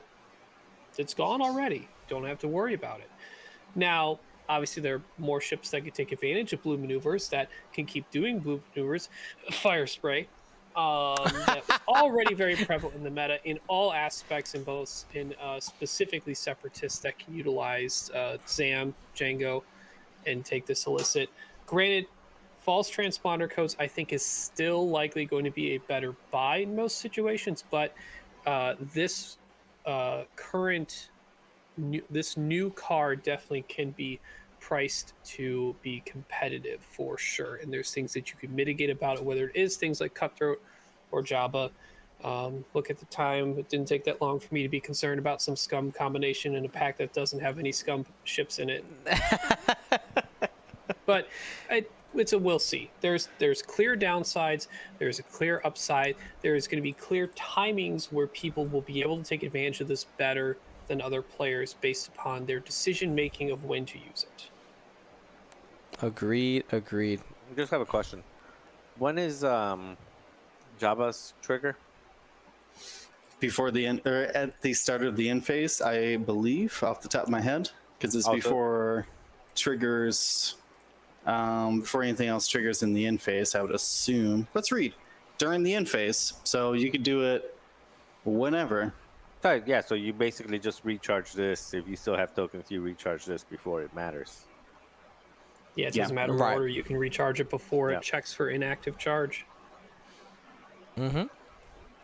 So yeah, you definitely have that control over it. So we'll see. I mean, I think the scum, this illicit's in there for Zori. We're gonna get some type of, she's gonna have an illicit slot. But yeah, it's not limited to resistance in any way. And so this is going to be open up. Anybody can use that illicit. Will have it will be waiting there with open arms, ready to be used. All right. Well, let's go ahead. Let's jump to the TIE Whisper here, and I would love to hear you guys' thoughts on this. I kind of parsed this one out all on my own. And I'd love to get your guys' take on it. We'll start with the 709th Legion Ace picture because that gives us a great pick on just the base stats here. Now, before we go, we got to bring it up. I'm sorry, we have to. Okay, you can't stop me. Where's my image of just the silencer? Or sorry, just the TIE Whisper. There it is. Okay, so if you haven't heard by now. There's been a bit of an oopsie on the production of this TIE Whisper. Okay, it is missing what I'm gonna call the X that goes on the center of the edges of the ship. So the thing that marks out the 4 different quadrants of arc: front arc, left arc, right arc, and back arc, that are used to check many different abilities, are not here in any of the pictures that we've seen of the TIE Whisper. We don't. It could be something as simple as they forgot to, turn on a layer. I will say, if we're looking at historically, FFG did make a mistake like this before, but it wasn't as big of a deal because it was on an epic ship, and essentially they just changed the rules so that it didn't matter. All right, so it's a different beast altogether, but it's missing the arcs. Even though this is a bullseye only ship, but for the weapon or turret, you still needed it for the turret indicators, for instance. So this is somebody made an oopsie along the way. We got to point it out. We got to call them out on it. We'll see what ends up happening. I know I've seen some suggestions out there like, just get a marker and mark it. Listen, that's not gonna fly in competitive X-Wing. It's not gonna fly. Who remembers the first oopsie of second edition? The first oopsie. The torrent? There it is. The torrent that had the 2 bank maneuvers instead of the bank in the turn on one of the left or right. I forget which one. Yeah. So they had to send with the packaging the extra reprint of it. So we'll have to see how early they got caught lucky this. with that one too, because that came in a huge box that they could just throw some more cardboard in. Yeah. Yep. Well, the same thing. This is a squad pack. Oh, that's so true. Yeah. Yeah. we do have a lot of space, but also, if not caught early enough, that is a big pack to have to worry about reimbursing in some capacity in terms of getting those cardboard in there. That whole cardboard spread and how many of those ships, whereas the dial was just a circle.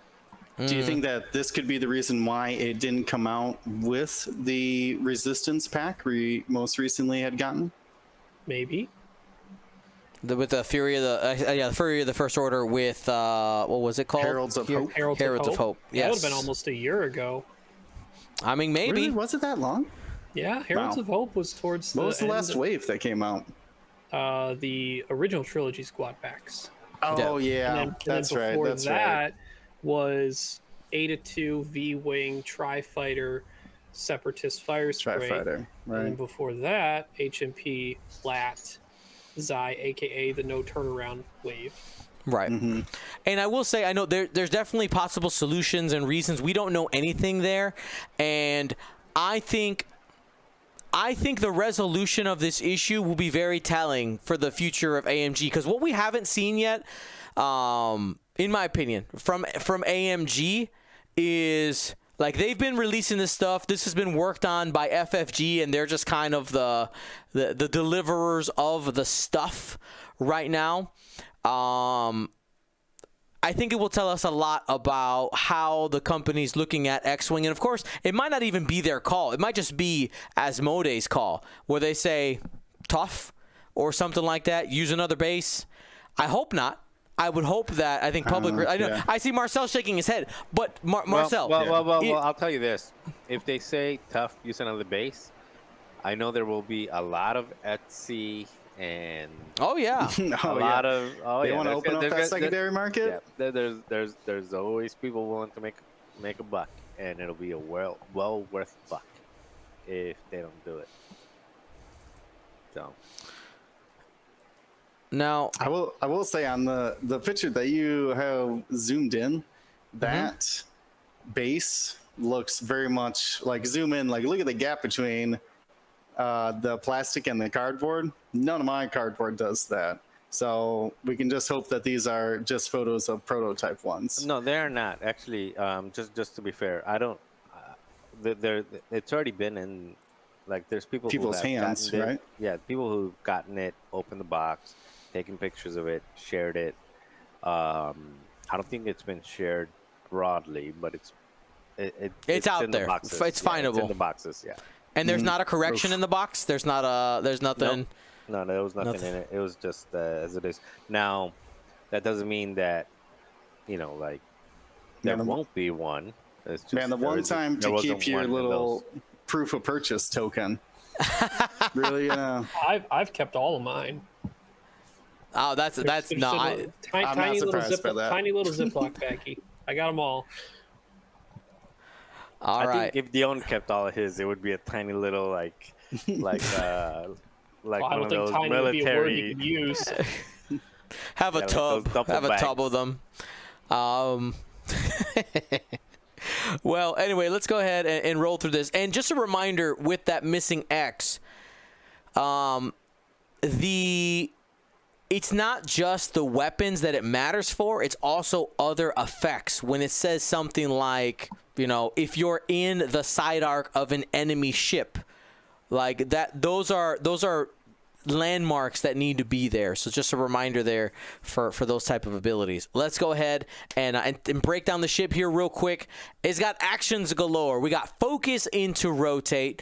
We got evade, lock, barrel roll into rotate, and boost into rotate. Everything there is white. Go crazy. We got a heavy weapon turret as the ability. It's the same as the TIE SF. You can shoot missiles out the front or the back as long as your turret indicator is pointing in the front or the back.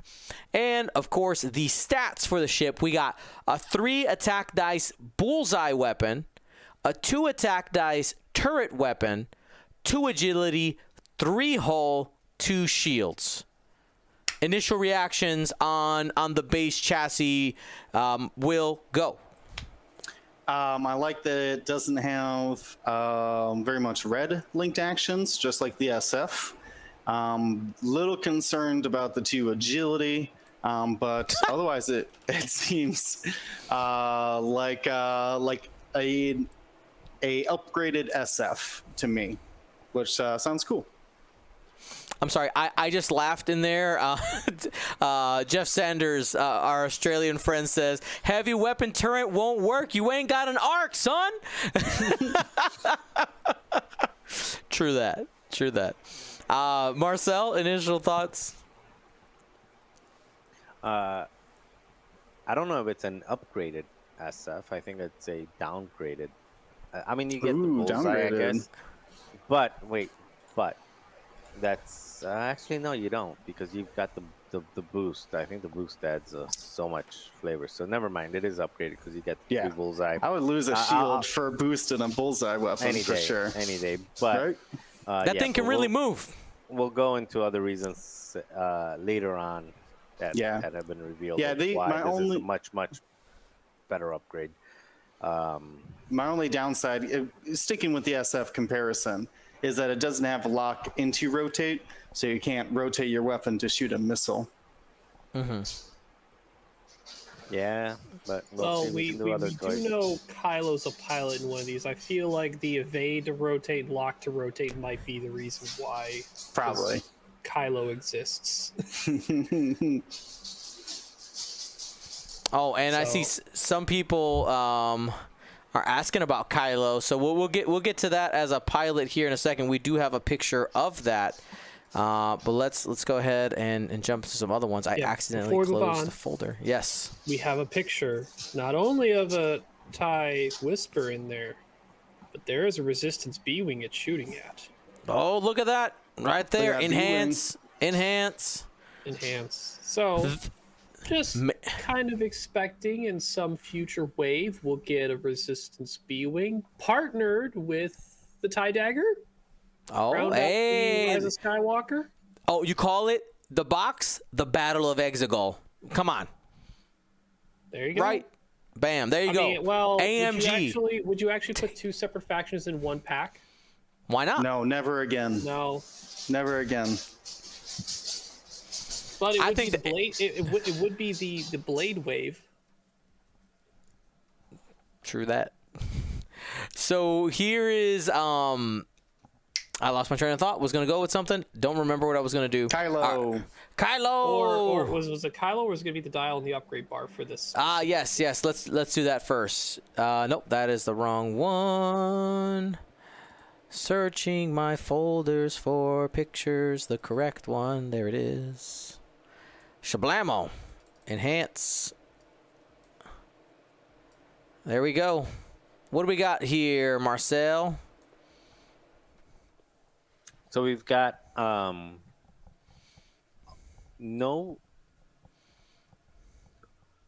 a lot. Actually, I'm looking at here. So actually, we've got a really good dial. Actually, it's very comparable to the TIE, to the silencer dial. 3 sloops, but it's got 2 different 4Ks, the 4K and the 5K. Hard-won whites, which are my favorite maneuver, the hard ones and the fact that they're available. 3 soft banks. The blues are basically the 2 and the 3 straights and banks, plus the 4 straight forward and the 5 forward are blues. No 1 forward. And I think the biggest thing is just their upgrade bar. Their upgrade slots are 2 talent points going the direction of the A-wings, a missile, a tech slot, and a configuration, which configuration is scary. We'll get to it. Now, the question that I have here is, like in the situation with Ahsoka, will those 2 talent slots convert to 2 force slots for Kylo? I would expect it. Yeah. I Or guess- will they go Anakin? Because Anakin also has, I could see one of each, like an Ada. yeah, I was like gonna the say, Adas have one of like, each. Yeah. Will they go the Ada route or will they go the Ahsoka route? Because it could be either one. Yeah. Do they think Kylo is more forceful or have some talent? That's the question. I mean, he is the son of Han Solo. So, did any of it transfer? We don't know. All right, let's take a look at. We'll get to Kylo in a minute because everybody wants to talk about Kylo. We'll talk about Wrath first. All right, Wrath. Here we go. What do we got here, Ryan? Wrath, an I-5 whisper, the Herald of Destruction. After you perform a bullseye attack, whether that is primary or not, mind you, this thing can take prockets because it's missile slot. So, if you have one or more non-lock red or orange tokens, you may perform a bonus attack against a different target. Any other weapon you have. So, bullseye something, shoot it. Do you have red or orange token? If the answer is yes, shoot another ship with whatever weapon you want. So you have a way to generate 2 attacks. How does this guy get orange tokens, though, Ryan? Man, that's a really good question that might be answered in the config slot or other abilities across the First Order that may help, such as Malrus. You know, Malrus says, hey, you have to reroll that token. You suddenly now have a strain. Feels bad on a 2 agility ship, but it's there. Or Hollow. Hollow likes passing over bad tokens. Oh yeah. Hollow. Yeah, Will knows Hollow. all too Oof, well. yeah. Wrath and Hollow are going to be best friends in my world. They're going to be good. You want my but stress? also, Sure. If you're not flying Hollow, Pattern Analyzer. Why don't you just sloop, get stressed, and monitor attacks? Yep. I can confirm the option to 4K or 5K is really good. Thank you, Aether Sprites. And they were very deliberate in saying a non-lock red token. So if you were thinking, oh, Hollow can pass a lock or can just lock the ship and it'll be fine. No, that's not how this ability works. They seem to have learned from their mistakes from Hollow and Matchstick. Uh-huh. Well, speaking of getting orange tokens, let's go ahead and take a look at the enhanced jamming suite. All right, so what do we got here? I was jamming. If that no, okay, cool, tough crowd. Well, All right, just in time for the new Space Jam movie, right? that's right. Will? All right, let's break this thing down. Enhanced jamming suite, whisper only configuration, and takes the text slot. Super important there for all the upgrade combinations. But anyways, it says, well, let's actually start with all the action it gives you. So in addition to all those rotate linked actions, this one now gives you focus link jam, barrel link jam, boost linked jam, all white as a note, and then also just a white jam. And says, because it is the jamming suite, so gotta at least throw that white jam in there. While you jam, you can choose yourself or another friendly ship. While you defend, if the attacker has no green tokens, or there is a jammed ship in the attack arc, you may roll 1 additional defense die. So, real simple, you can either, if you can't get into range 1 or range 2 bullseye to jam an enemy, you could just jam yourself to get that third dice for your rerolls. If you got to say like boost behind a gas cloud, jam yourself, get an extra dice as well. I think you'll see it mostly on the boost and barrel rolls where you don't need to rotate your arc and there's like you wouldn't be getting a token anyways. So just jam yourself. Mm-hmm. Definitely feels like a much more beneficial to Kylo since he'll have force. Yep. Jam himself, get that agility, still have force for defense, feel pretty good about himself. Yeah, and that's exactly where I was gonna go there. The supreme leader himself is gonna like this. You get 3 agility there, and we'll go ahead and take a look at what he's got for us. Quickly, before we move on, this Yes. is very important actually that I noticed with the jam, because I went into the dictionary that is the rules reference to make sure we clarify the word can. While you jam, you can. So what can means in the rules reference is it's an extension to what you can do, and that is not the same as a may. So when you perform a jam action with the Whisper, you're never going to fail it because you can jam yourself. So that means if you're trying to jam an enemy in the range 1 bubble or in the bullseye, which by the way, boost or barrel with the bullseye out to range 2 jam, still pretty good option too. But if you are taking the jam action, you're never going to fail it because you can jam yourself. Right. And an additional thing with that, you got to be careful with this, like that focus into jam ability as well, because that second part, it says if there is a jammed ship in the attack arc, if you focused into jam, and you miss that area, you just lose the token. You're not jammed.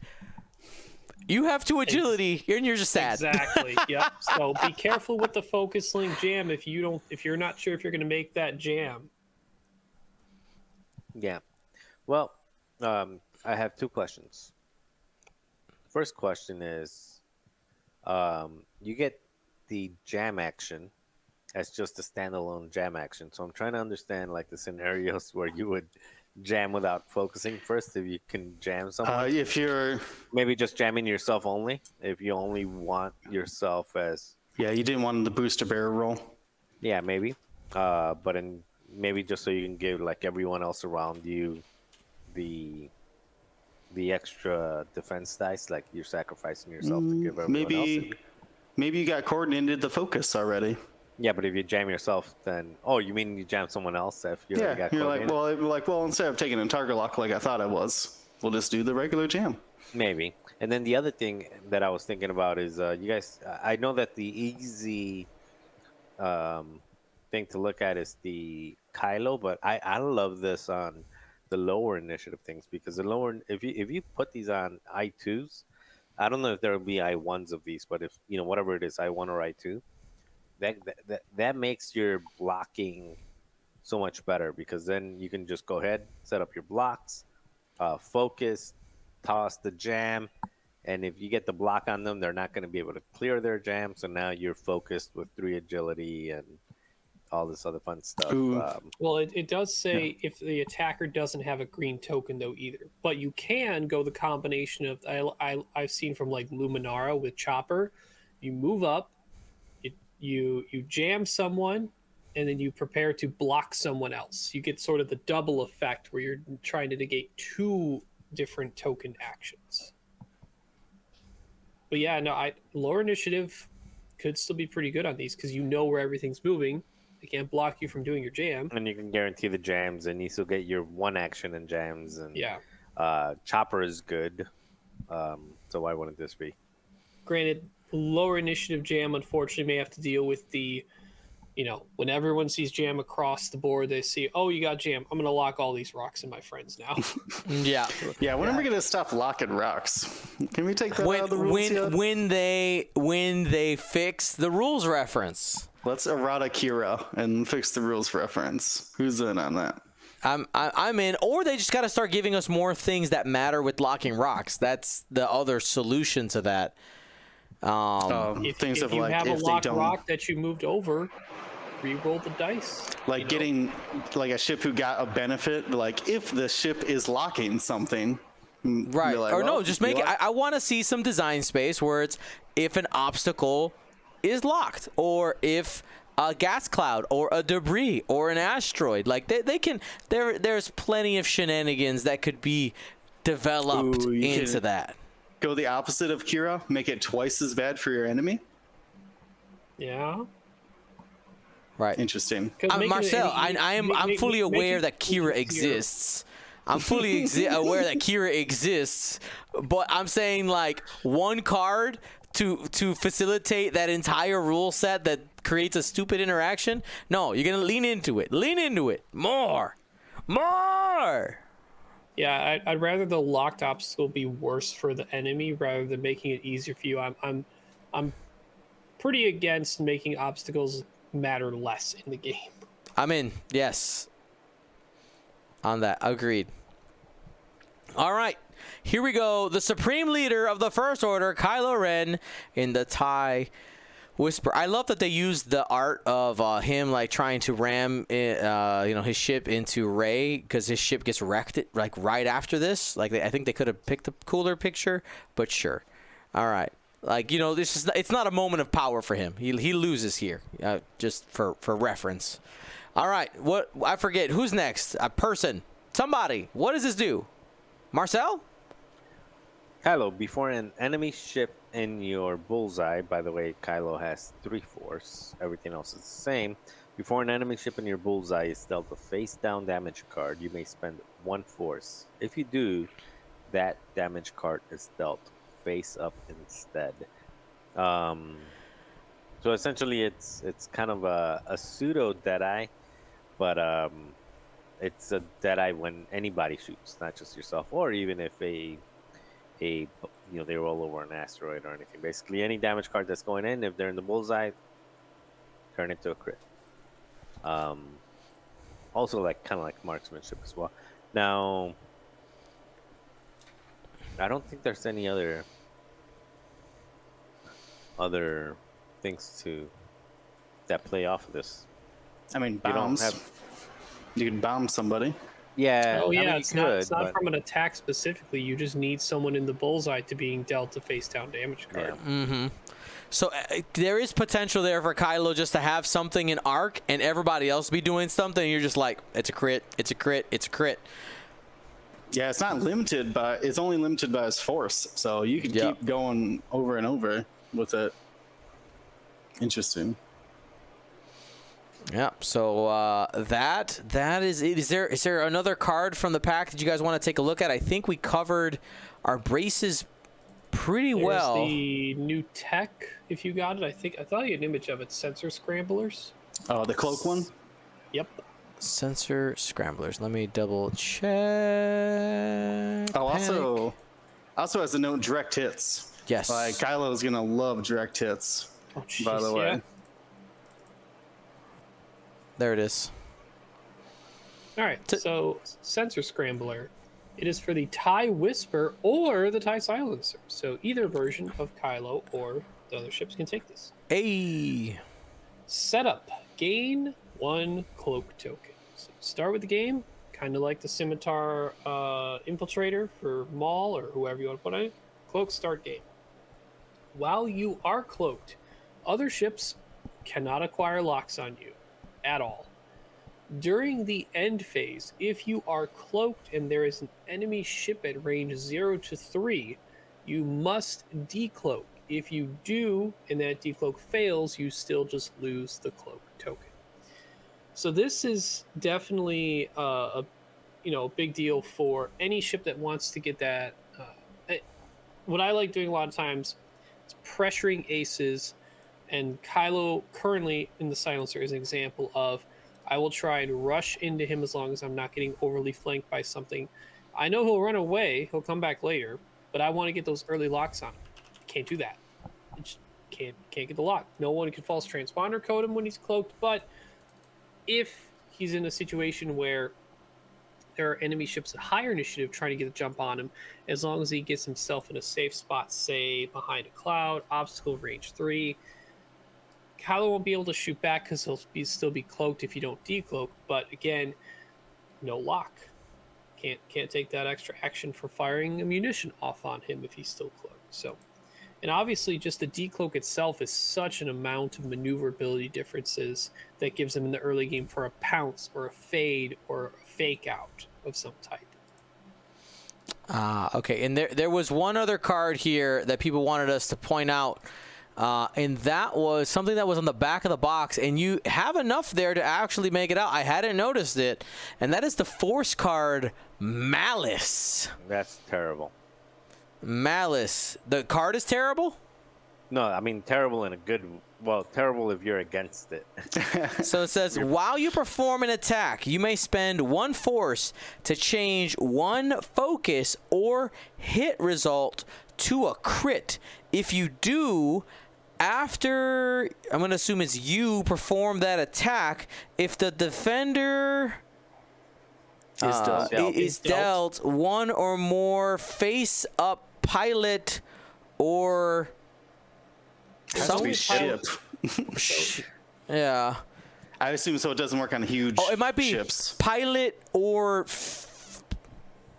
I think it's pilot or ship, and like Will said, it's proofing against epic ships. Yeah, So pilot it could say or face down, but the space doesn't allow it, so it has to be ship.